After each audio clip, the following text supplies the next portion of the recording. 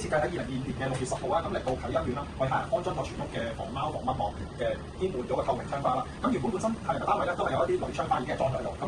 客人就覺得影響景觀啦，所以就揾我哋公司咁將鋁窗花拆除咗之後，咁換咗呢啲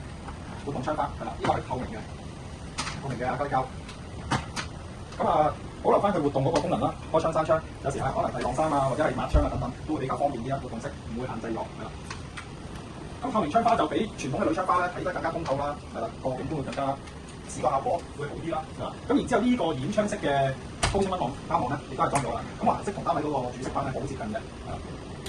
咁同埋呢款蚊網咧係可以插落嚟，使大家睇得好輕鬆咁樣，打開咗之後抖一抖咁可以成個插落嚟。咁裝翻上去亦都好輕鬆，上下兩個順位對翻。咁另外呢度咧有個六角匙窿咧係可以上鎖嘅，係啦，如果客人有需要咧係可以鎖埋佢嘅。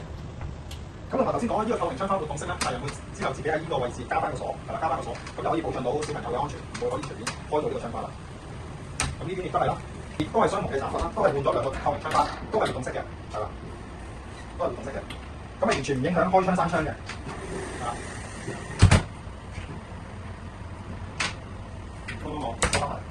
然之後嚟到呢邊側窗咧，側窗咧就比較少開嘅，咁客人就冇裝窗花，就咁樣裝咗個高清蚊網，係啦。如果大家對呢兩款產品係有興趣嘅，歡迎隨時聯絡我哋天驕設計，多謝大家。